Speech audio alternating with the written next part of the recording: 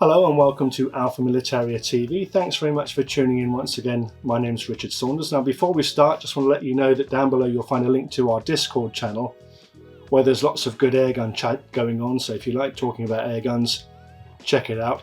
And also if you'd like to support the channel in another way, you can do so by buying us a coffee. Again, the details are down below. Now, this is not a kind of rifle that I find myself reviewing that often, to be perfectly honest. It is a CO2 rifle. It is the Crosman AK-1. And I'll be honest and say right up front that I'm not a huge fan of BB rifles, to be perfectly honest. Mainly because I just never really had much of an opportunity to use them. Most of my shooting has been with air rifles for pest control and hunting reasons. But I did get the opportunity to review this rifle. It's brand new to the UK market.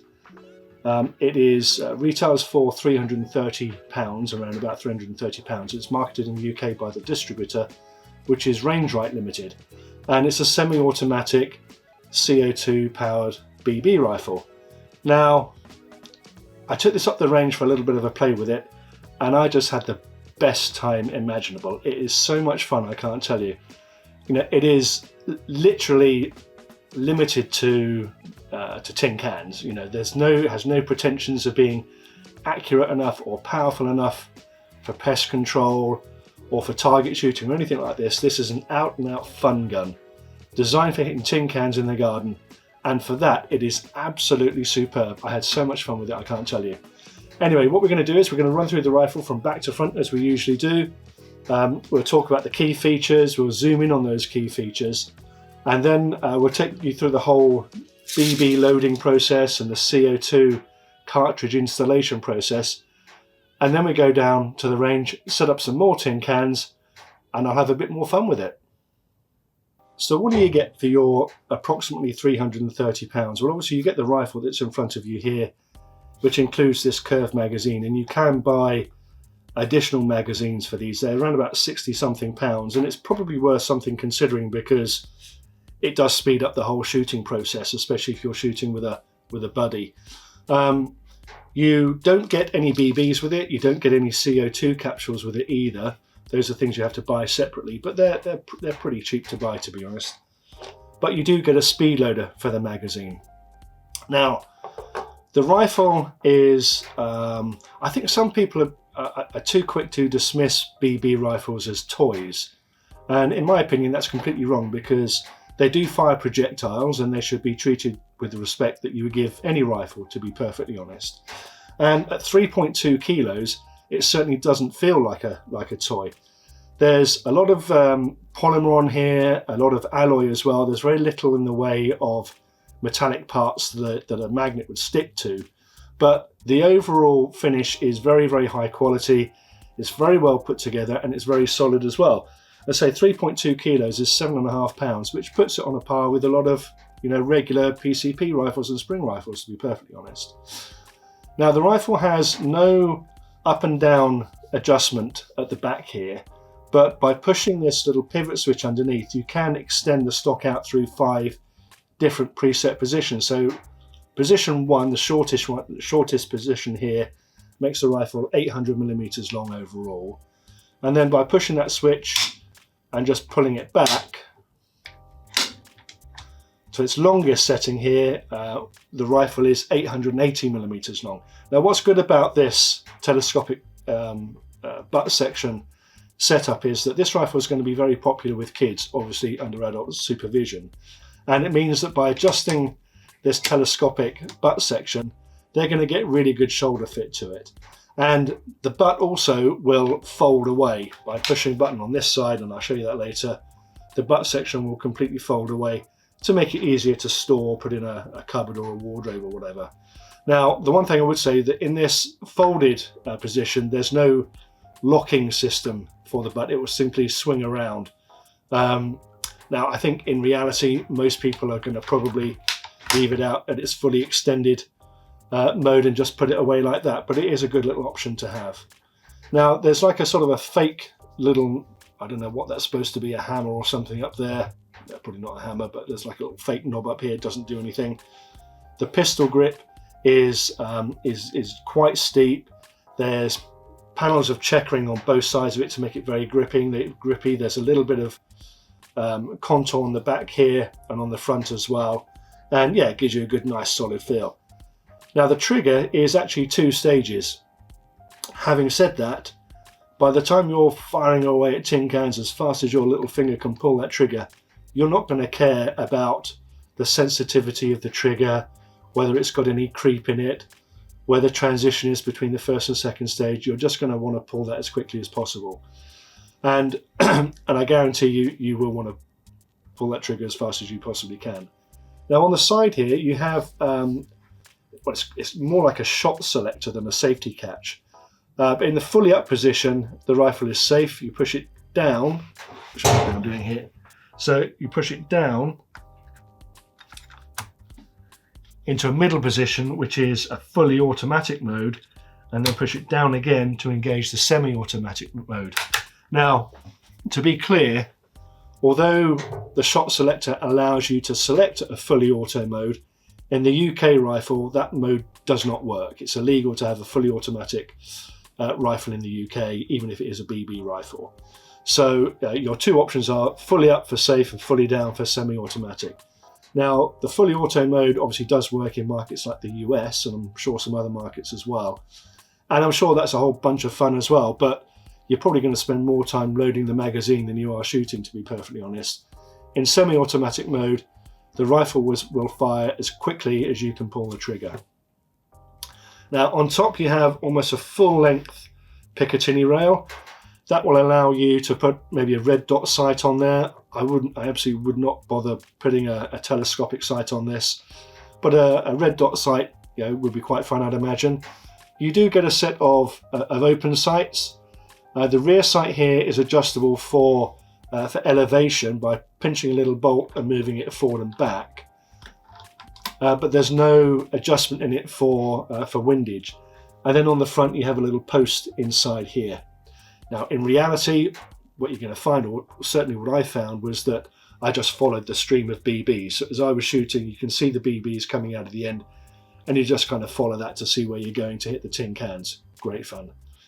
Now on the sides you have more Picatinny rails either side here for accessories, and you have a Picatinny rail underneath.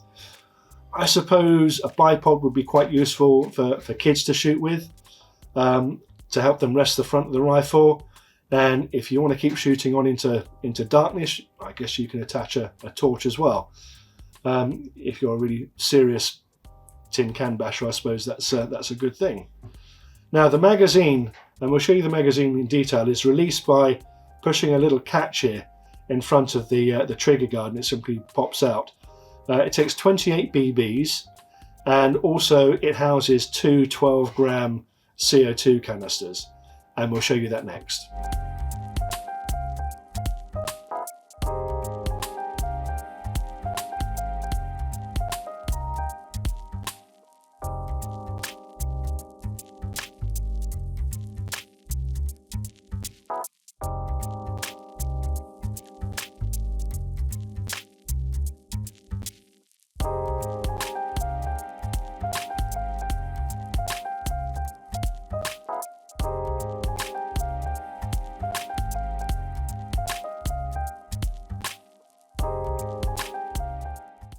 Now before we get into showing you how the magazine goes into the rifle, I want to show you how to load the magazine. And I suspect this is going to be a little bit of a disaster because I'm doing this in front of a camera and I'm all fingers and thumbs. But it really is very easy. Now you can use the speed loader. To be honest, I couldn't really get on with it. I found using these sort of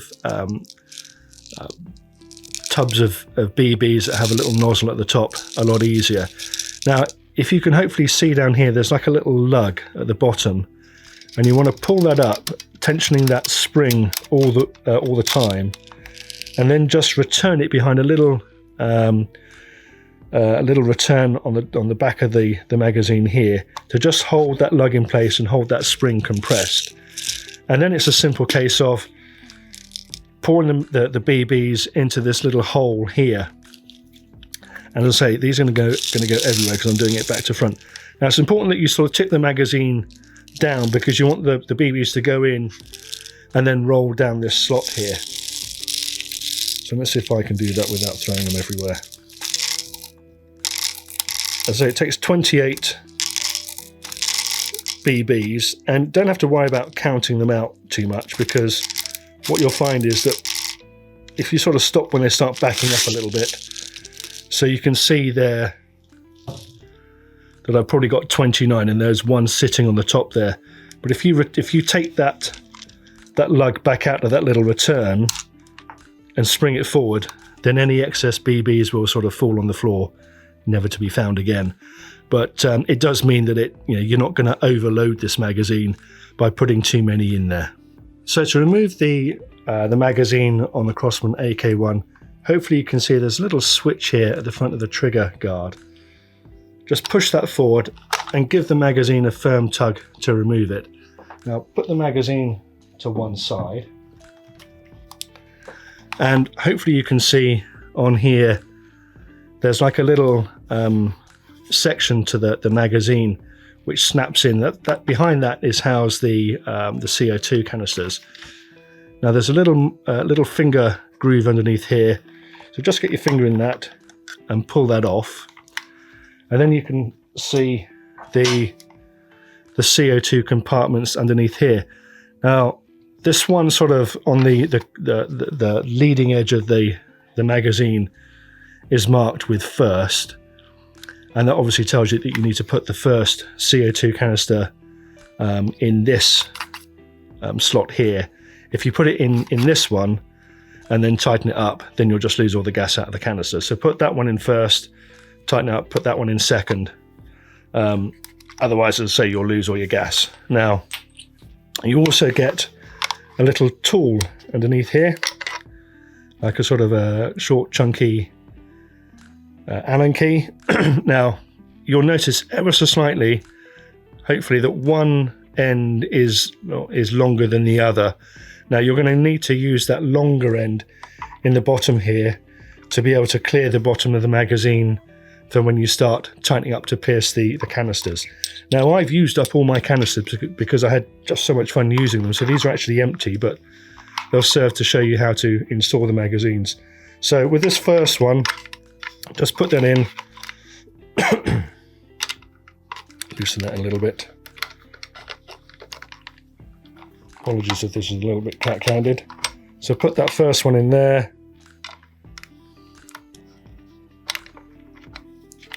And then the second one in this side, obviously with the thin part at the top. And then using that long end of the Allen key tool, just tighten that up until you can feel it start to bite on the bottom of the canister.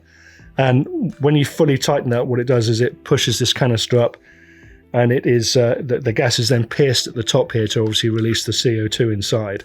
Now, what I found the best thing to do was to sort of get it kind of almost sort of finger tight, and then make sure that you have the tool positioned in such a way that you can give it a really good fast tweak in order to do that last sort of piercing process. And then obviously repeat that on the second one as well. Get it to a point where it's almost sort of finger tight, and then just give it a very quick final twist to seal it. Now, obviously there's no CO2 in these because I've used it all up, but you will get like a little hiss when you put full CO2 canisters in as the piercing process happens up here. Then it's just a case of returning that little tool in the bottom, like so, and then taking the plastic cover, putting that back on and giving it a tap. Now, inserting the magazine is nice and easy, no real mysteries here. You can see underneath here there's a slot for the magazine just forward of the trigger guard. Pop the shot selector onto safe to start with, always a good practice that, and then with the magazine positioned so that the smallest curve is pointing away from you, just put the magazine, the base of the magazine, into that slot. Give it a good push until it clicks. It's nice and solid. and then you're good to go. And then to fire the rifle, you need to pull this cocking lever back once, let it go, you can start blasting some tin cans. So that's a quick look at the Crosman AK-1. Time to go down the range, set out a few tin cans and have some fun. Now I'm down at Reading Air Target Shooting Club once again. This time I'm out on the 10-metre pistol range. I've got loads of tin cans lined up in front of me. I think I'm going to need them because I've got the Crosman AK-1 semi-automatic CO2 powered BB rifle with me. This is going to be a whole lot of fun. Now, one thing to mention is that BBs do ricochet, so it's always advisable to wear a pair of safety goggles. Anyway, let's see how we get on.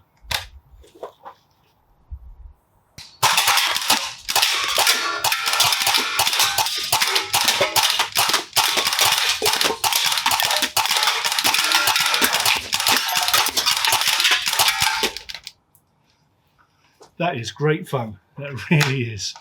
Anyway, I hope you found that interesting. If you did, please hit the like button. And if you haven't already, consider subscribing. And don't forget to check out our website, alphamilitaria.com. With that, I'm going to say goodbye. And then as soon as the cameras stop rolling, I'm going to have another go. Thanks a lot.